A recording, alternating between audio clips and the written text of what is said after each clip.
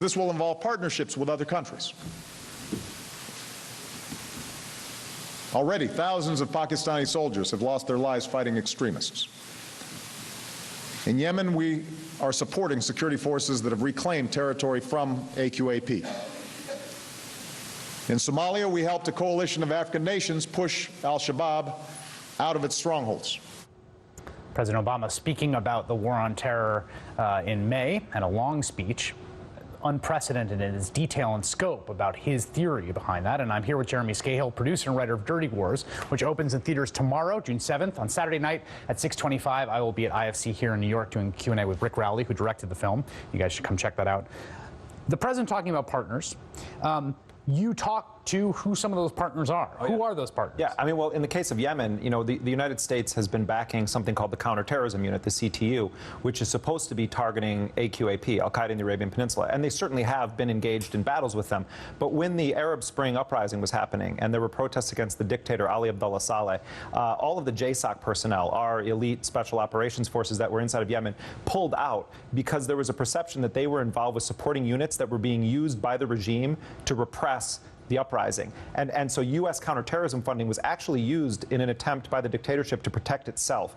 And the WikiLeaks cables reveal that U.S. officials repeatedly are in these discussions with the dictator of Yemen, saying to him, you can't use the counterterrorism funding to defend your own regime. And he just basically continues to do it and, you know, has milked the U.S. with this counterterrorism funding. And in Somalia, you know, part of the story is that the U.S. has partnered with the Ugandan military and the Burundian military, but also we're working with these warlords, as we saw earlier. And the CIA has this base at the airport in Mogadishu, and they actually line, one of the Somali agents told me they line us up every month and pay us $200 in cash, and it's effectively kind of an outsourced kill capture force that's being run out of this CIA base at the airport. Base in the airport. Right. I saw it when I landed. It was crazy. It looked like a forward operating base. We started asking around, and then I got sources within Somali intelligence who liaise with the CIA to confirm that's what it was. So two huge stories yesterday and today. One about NSA getting all the phone records for 3 months from Verizon. Today about the NSA's PRISM program, which is the servers of 9 different internet companies, including Google.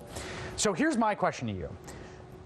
My feeling about the Obama administration and the Bush administration and the difference is that much of the same policies have been continued, but what the Bush administration saw as the war giving them an exception around the rule of law, the Obama administration has pushed out and expanded the legal architecture or the interpretation of the law so that all of it is putatively legal. It's the same stuff, but it is now within their assertion of what the law is. Right. I mean, you look at, under Bush and Cheney, it was just murder Inc. around the world. It's not like, you know, sort of Obama is worse than Bush and Cheney. I mean, these guys, let's be clear, I mean, these guys were running murder Inc. around the globe and violating Americans' rights left and right.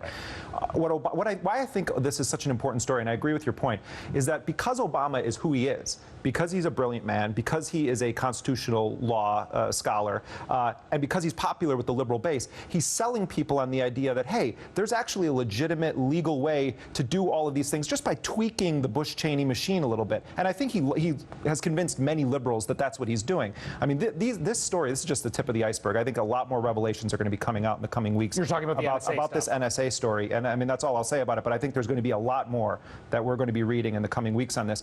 But we have this pervasive, over-classified obsession with secrecy in the United States government, and there is a massive bureaucracy. American citizens are being spied on.